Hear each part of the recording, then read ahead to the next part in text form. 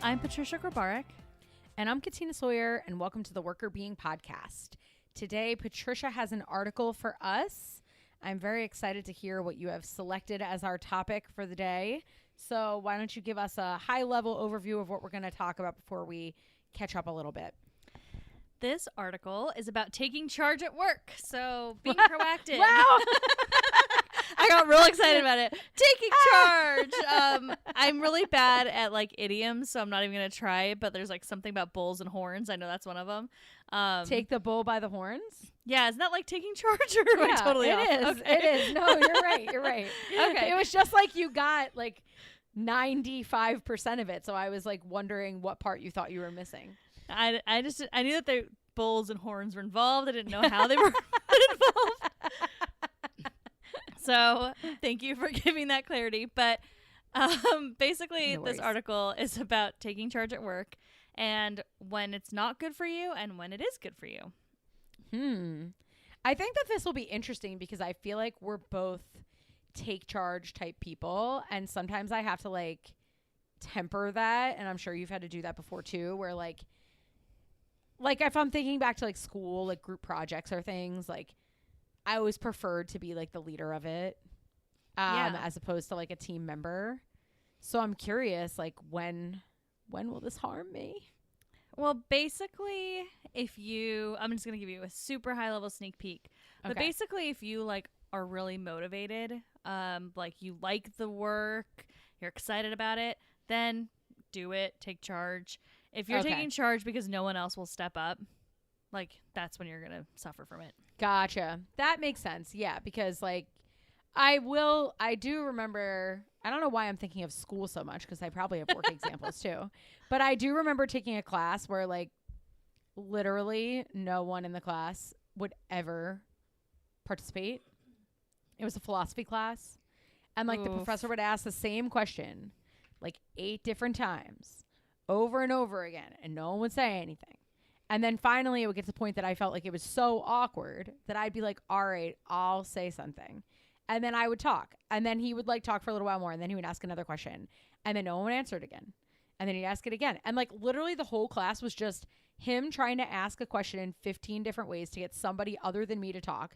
And then both of us just realizing no one was going to talk. And then both of us just succumbing to the fact that like basically I was just going to be the one talking. Oh my gosh. And that was the entire class. And then you probably felt drained afterwards, huh? I probably did. And then I found out from my one friend who was in the class because I was like, oh my God, because we weren't friends at the time. I didn't know who she was. We became friends later.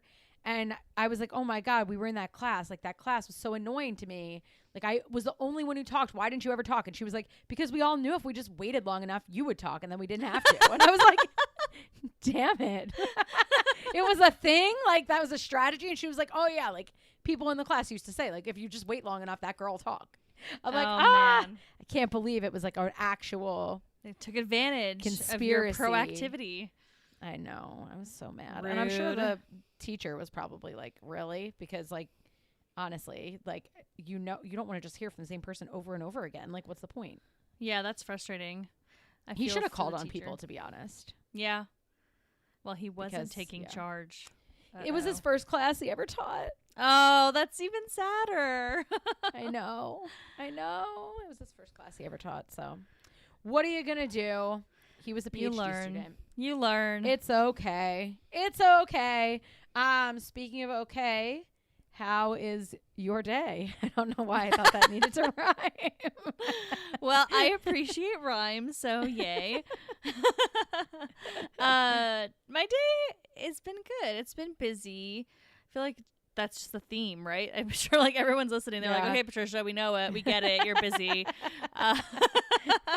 It's like, yeah, I am. But it's been a good day. Yeah, nothing too interesting to share.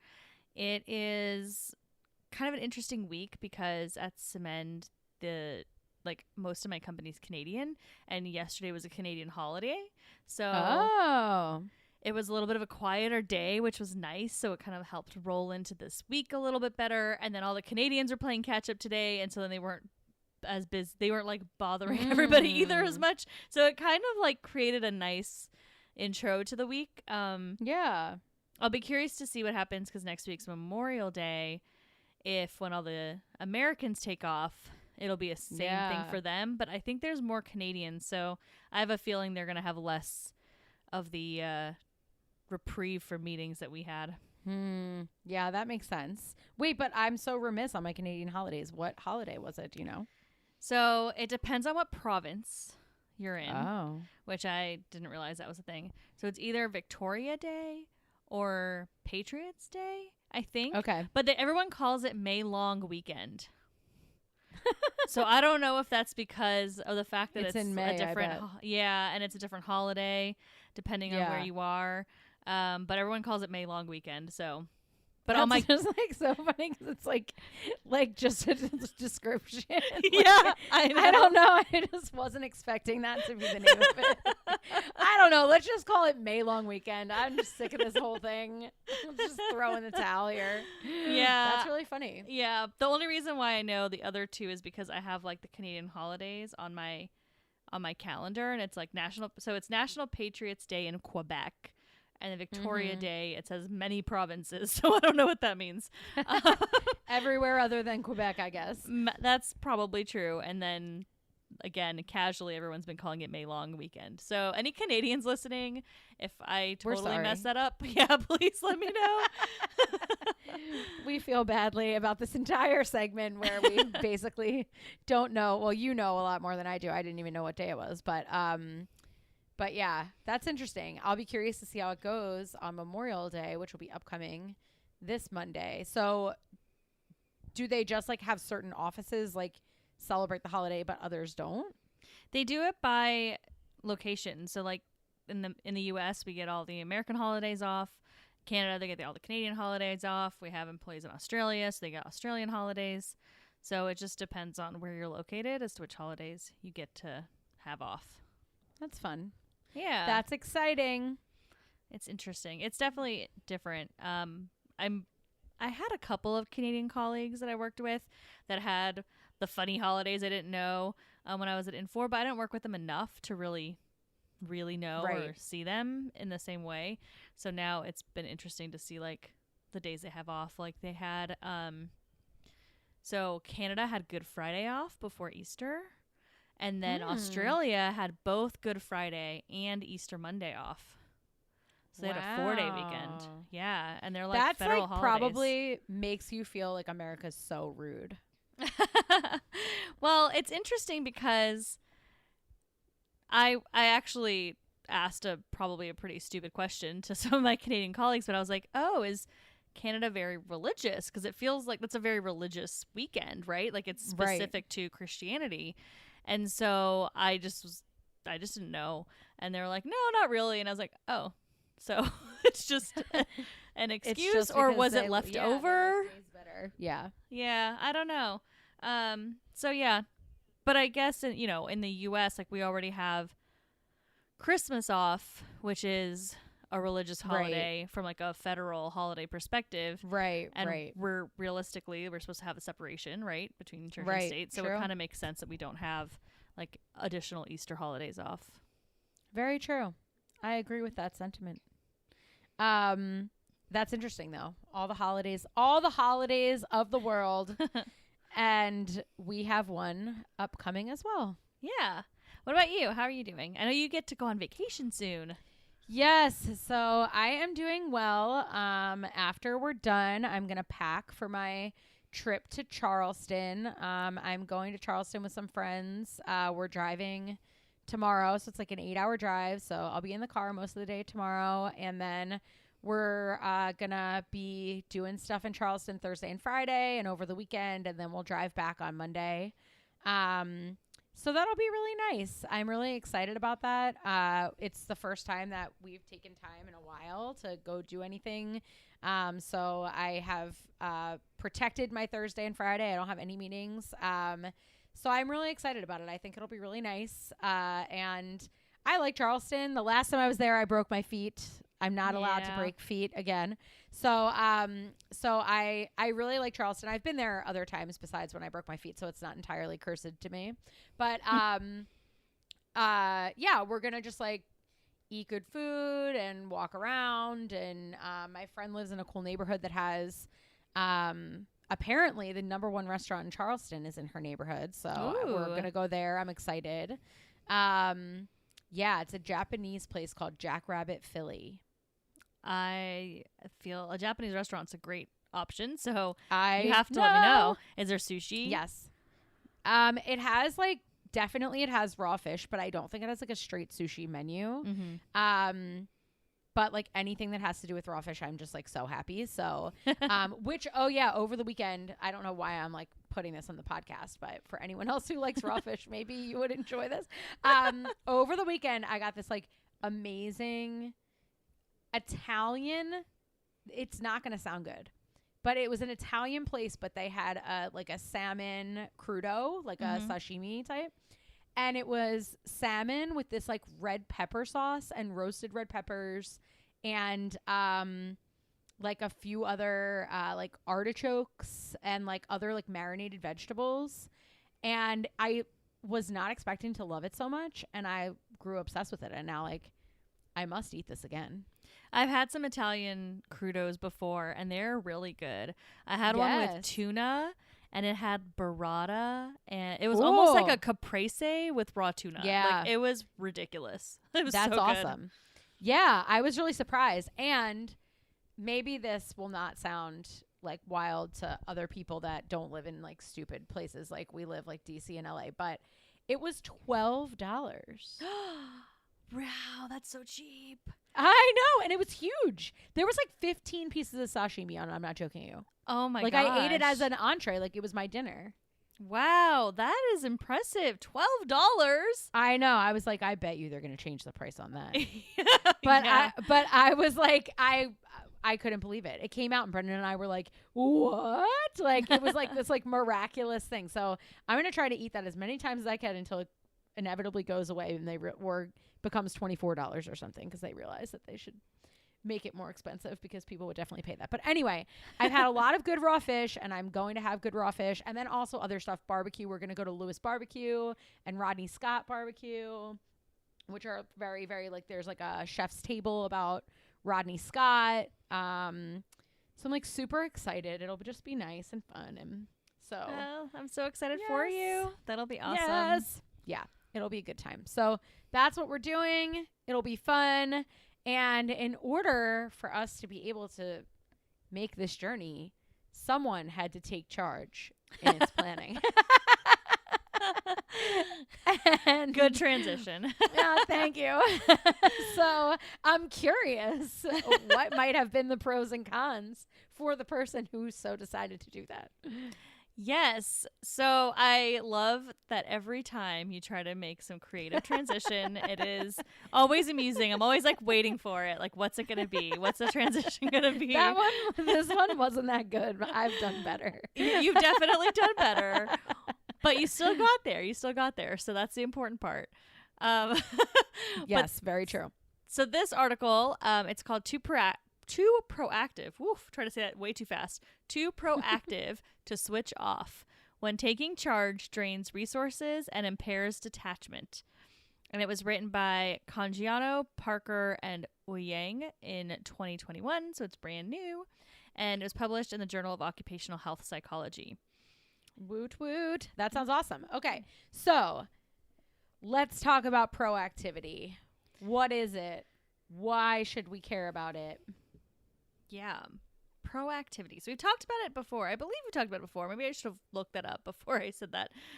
But proactive work behavior is basically where you initiate some sort of future-oriented action that is meant to change or improve a situation or yourself. It could be I'm proactively developing myself, but it could also be I'm proactively documenting this process because you don't have it documented, or there's this I think this thing might become an issue and I'm going to be proactive about it and make sure it doesn't become a problem, right? So it's really around something that you've initiated yourself, and it's focused on something in the future to make some sort of improvement. Awesome. So you're taking control of something with the intention to make it better. Exactly. And proactivity is associated with a lot of good things like better job performance, more career success, more innovation. So it's really good in a lot of ways. But there's less research around the potential personal costs to doing things in this proactive way. And so this study, they were theorizing that, if you're behaving proactively, it can take a lot of your resources. You're exerting a lot of energy and effort and time into this proactive behavior. So that can be draining. It also sometimes, if you're trying to be proactive, it can be met by resistance. Like maybe you have a really good idea that you think is going to help the company or help be more, help with efficiency or something like that. Like people on the team might not be as excited about it. They might be more resistant. People don't like change.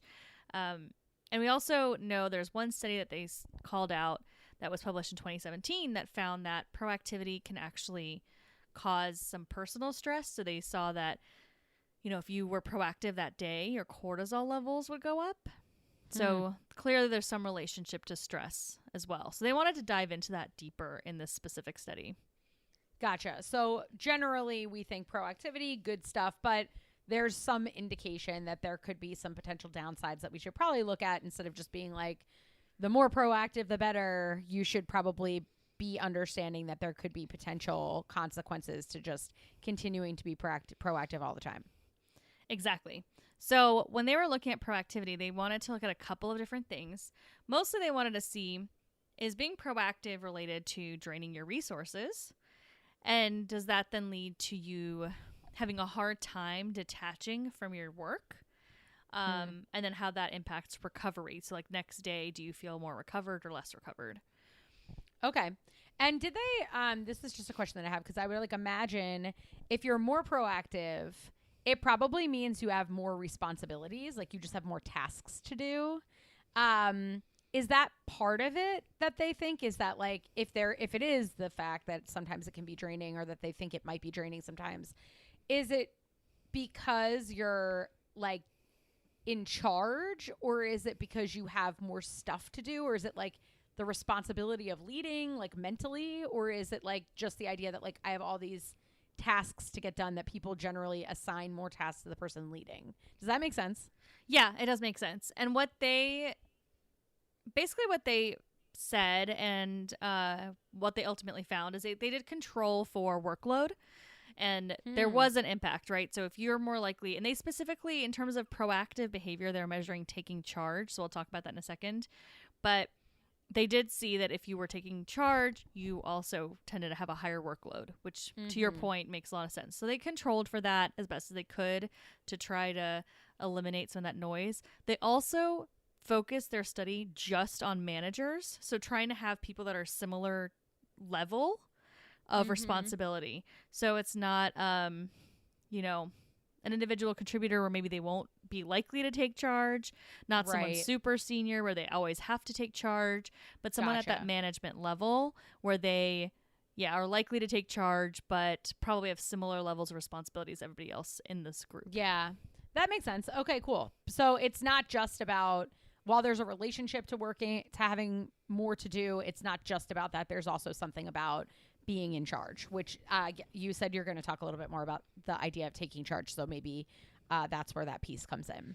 Yeah, exactly. So they also, I just want to call out really quickly that they also wanted to measure this concept of autonomous motivation. So that's like the big thing in this whole study. So autonomous motivation basically refers to behavior that you decide to do on your own. So it actually kind of feels confounded with the idea of taking charge, right? Because you are choosing to initiate this behavior. But it really only happens when an employee or somebody's engaged in the activity for the sake of their own personal interest or enjoyment. So it's about, I am taking initiative on, I don't know, building this process because I really like this process, or I really enjoy working, in this specific area, or I want to develop myself in how to build processes. So there's like some personal motivation behind your behavior versus something like, an example I could think of is maybe I'm taking charge because something's broken and I just have to fix it. because it's stupid. Right. It's not working. No one else is doing it. I'm just going to fix it. Right. Yeah, that makes sense. So this specific form of being proactive is really about you pursuing something that you find kind of intrinsically interesting or motivating. It's not about you kind of just picking up someone's slack or something like that. Well, it's actually two different concepts. So there's the concept of you taking charge and then the motivation behind it. So they measured those as two different concepts and seeing if your motivation, basically checking to see like if you take charge and you're highly motivated from a personal perspective. So this autonomous motivation, are you more likely to have drained resources than maybe if you're not motivated in that way? So gotcha. They're two separate concepts. Does that help? Okay. Yep. Yeah. So they're separating the behavior and the intention, and your intention can either be that you're intrinsically motivated or you're not. Exactly. So I can give you some of the questions that they asked, and I think that will help. Yeah. So basically what they did is they had this daily diary study. As I said, that they were managers. They were all Australian. And they first did like one stage of the study where they just did a online survey collecting some demographic information, details about the jobs, they can workload, things like that, so they can try to control for some of those issues. Then they had people do 3 daily surveys for a minimum of 5 consecutive working days. And so the way the surveys were structured, they had a morning, end of work day, and then end of day or like an hour before bed evening survey. So those are the 3 surveys. The end of work day is kind of the beginning, if you will. The morning survey is the end. So I'm going to start with end of work day. So end of work day, they ask about your daily taking charge behavior. So they ask you to agree on some statements. And today I tried to bring about improved procedures in my workplace. And today I tried to institute work methods that are more effective. So taking charge in these 2 types of ways, right? Really focusing on making some changes or improvements. Okay, that makes sense. Then they asked that autonomous motivation. So they asked people, whether or not what they were doing was enjoyable or something that was important to them personally. So the questions were, today I worked hard because the tasks I did were enjoyable. And today I put effort into my work because I considered it personally important. Okay. That sounds good. So it's that intrinsic idea. It's important to me and also I like doing it. Exactly. So you can kind of see how those 2 things are separated. It's like, I've done these things to make some improvements at work, and then I liked my work today. I thought if things were enjoyable, it was important, or maybe I didn't, right? So that motivation there is a little different. That makes sense. Okay, cool. Then at night, before people went to bed, they then were asked about resource drain. So things like, today on the job, I had so much work to do that it took away from my personal interests. Today, right after work, I felt too tired to do some of the things I would have liked to do here at home. Today, my work has taken up time that I would like to spend with family and friends. Okay. So some exhaustion related pieces. And then the psychological detachment measure there, they asked questions around like, this evening I did not think about work at all. This evening I gained distance from my job requirements.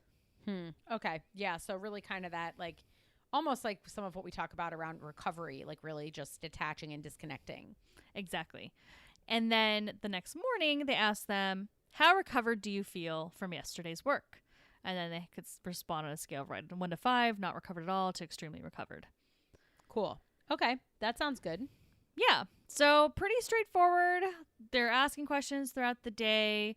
And what they're finding is that on days where employees reported low levels of autonomous motivation, so they felt like what they did was not enjoyable, they did not find it personally important, then if they took charge, they actually were more likely to say that they were drained. They had that resource drain at the end of the day.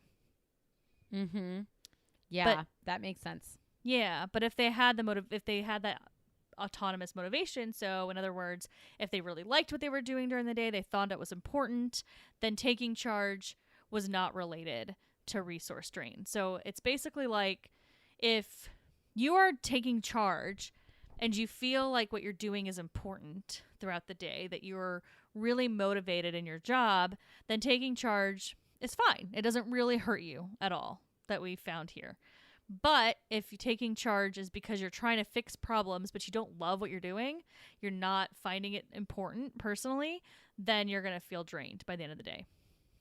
Yeah, that makes sense. And then when people went into the next morning, did they feel less recovered when they were going into work the next day in the same pattern?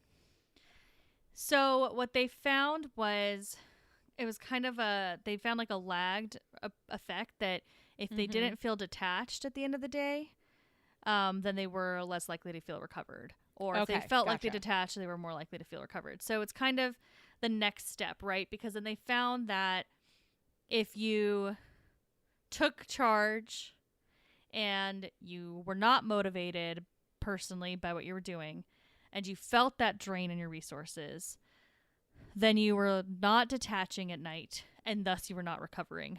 So it's kind of like a long, multiple steps here. But yeah, that makes sense. So it also has a personal impact for you going into the next workday if you are doing things because you're autonomously motivated versus not, because you will feel not only at the end of the day, you won't have been able to detach, but you're also going to feel less recovered. So there's some personal outcomes. Exactly. Yes. So you've had you basically have a crappy evening, and then you wake up and you don't feel that much better. So that makes sense. Yeah, it ruins your next day a bit too. So I think that's kind of the gist of it. Like, I've try to simplify it. There's a lot of multi-level analyses that were done here, etc. But I think that's the basic takeaway that we can really focus on. And for me, as I'm reading all of this, the takeaways are: think about when you're taking charge. So to your point, Katina, when you're talking about ourselves and just generally often taking the lead in whatever we're doing, we may want to be more thoughtful about when we're doing that. And if we're volunteering to just take the lead or, address problems that we see, but we don't really love that work, or we're not that interested in fixing that problem, or there's no personal importance to it, we should probably let someone else take over. Yeah, that makes sense. I think that a lot of times, I think this is like a good reminder, because I definitely don't volunteer for things that I feel I'm not skilled at. So if I think that there's someone in the room, which happens frequently, who's more skilled at something than me, I'll let them take the lead.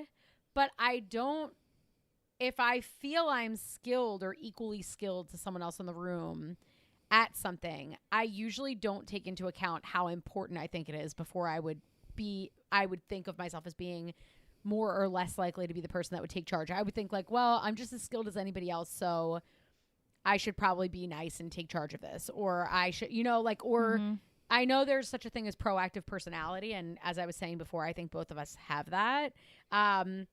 So you might just think like, well, I don't mind being in charge of things, so maybe no one else wants to be in charge, so I'll just be in charge. But like, I feel like I definitely think about how skilled I am at something, but I don't think about how enjoyable I find it or important I find it. And that's probably a good factor for me to take into account for me. Whereas the part of whether or not it's skilled is like, okay, well, other people are not going to benefit if I'm in charge of this because it's not going to turn out well. But I'm not really thinking about myself in the process of like, but do I actually at the end of the day want to be leading these things? Exactly. I think we need to be better about that. And I'm the same way as you. I can think of so many times when I, was at work and we're in a team meeting and my boss would ask a question and say, hey, does someone want to volunteer for this? If there's like a pause and I know I can do it, I'm just like, I'll do it. Even if I don't want to do it, like even if I don't love it, even if I'm not obsessed with that idea. And I think there's obviously benefits, right? Because they talk about how being proactive can lead to more career success. So obviously if you're continually volunteering for things and you're doing them well, that can help you as you grow in your career. So I think there's something to be said about that. But I think you either have to frame it that I'm volunteering for this because it's really important for me to get that next promotion, and therefore this task is important. That can help you feel better, right? Not have that resource drain because you now have made this task important to you. But if it's not important to you and you don't think it's really going to do that much to help you with your career, then be okay with stepping back and not taking charge. Don't do tasks that are outside of your basic job description that you don't like for no reason, right? What are the benefits to you? And make sure you think about that before you step up so that you don't get into this cycle where you're taking charge for things you don't love. You feel drained at the end of the day because of that. You can't detach. You're focusing on work too much. And the next day you don't feel recovered. So then you just keep doing this and then you'll lead to burnout. Yeah. I think that's a really good point. And I'm also thinking about managers because, I remember somebody at some point, I don't remember who it was, but it was when we were in grad school. Maybe it was a faculty member or somebody, but they would say, like, always ask a busy person to do something because they'll get it done quicker and better than a person who's not busy. And I always thought about that and thought, like, yeah, but when you're the busy person then that everybody then is coming to with requests, that can be really overwhelming. And so I'm also thinking about, from a manager perspective, like, if you're just asking the same person over and over again to take control, or you're assuming that the same person is going to be proactive and be in charge of something, don't just think about it from the perspective of like, oh, this person's going to get it done or they're going to get it done well, but also think about what you're doing to that person from a burnout perspective and who else might legitimately be able to get the task done just as well or almost just as well that you don't usually ask, but you're not just falling back on the same person over and over again because you get into that pattern where now you're asking them or expecting that they're going to be doing a whole bunch of things that it's not actually really in their wheelhouse or what they want to be doing. I think that's really important. And I've been lucky because I have had managers that have actually said, hey, Patricia, you don't need to do this one.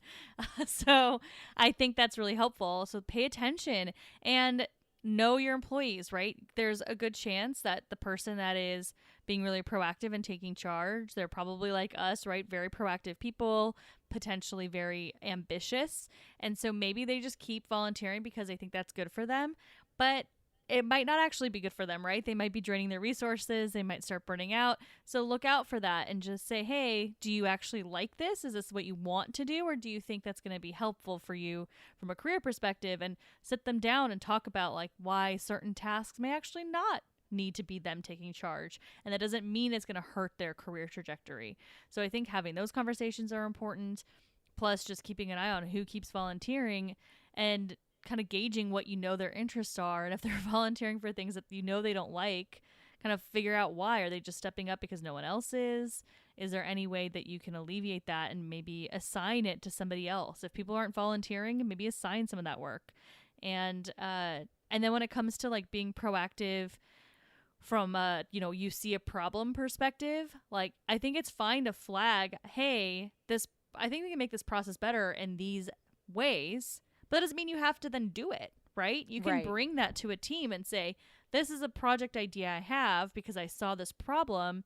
So you're still being proactive and addressing things that you see as potential for improvement, but not having to actually own it and run with it, especially if you're not excited about it, is fine. Bring up the idea and hand it off to someone else that might actually be excited about it.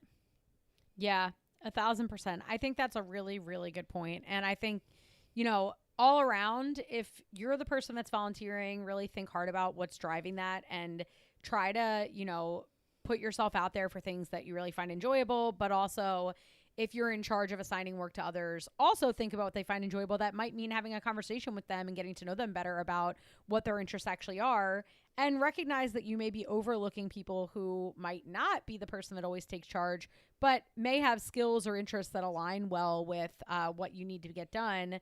You can spread the work out a little bit more evenly, assign things based on interest as opposed to just like who raises their hand.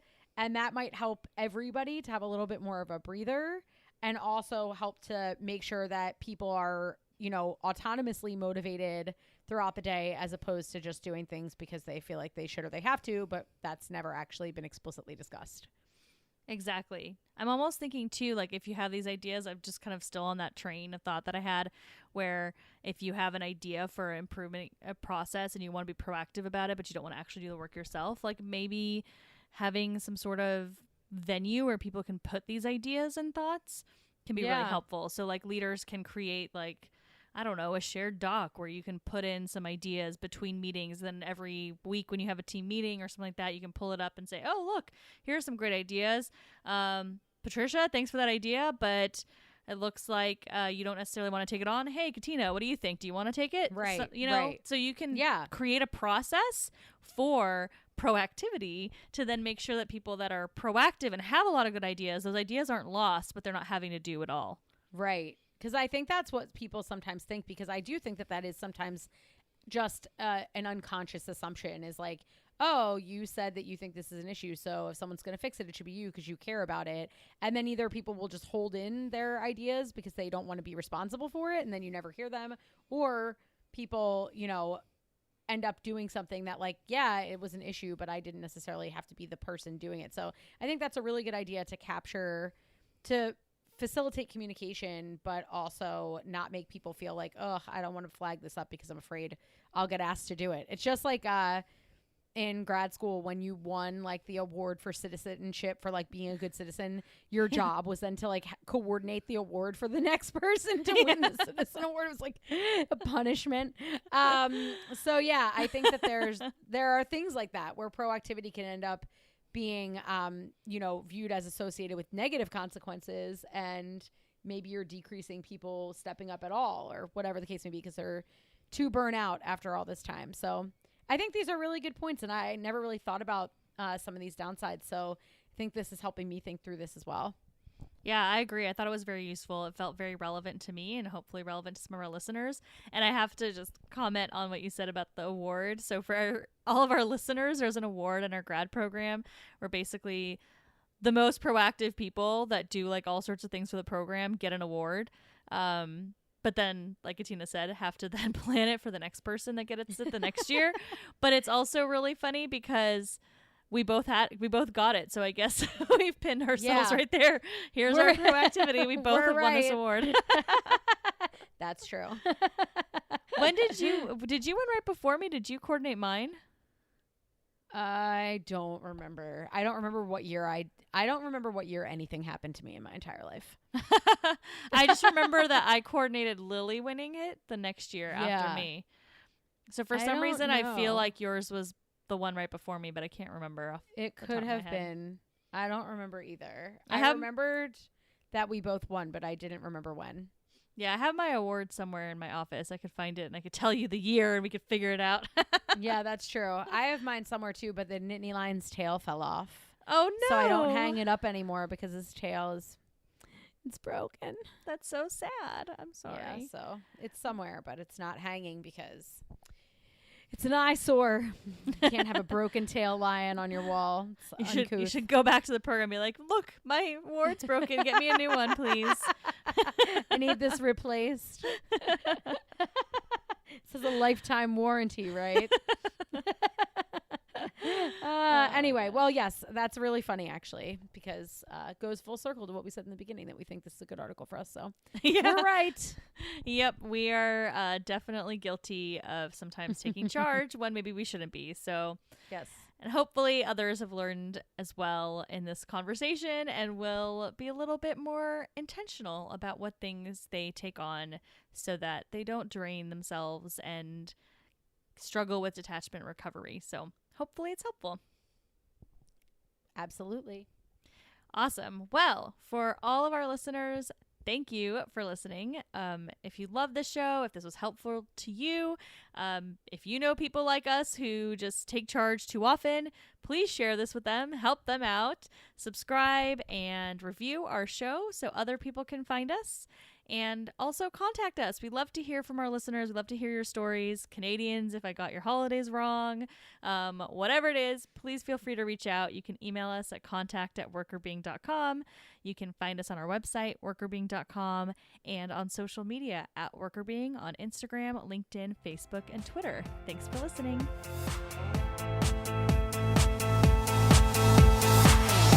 The Worker Being podcast is hosted by us, Patricia Grabarek and Katina Sawyer, and produced by Allie Johnson.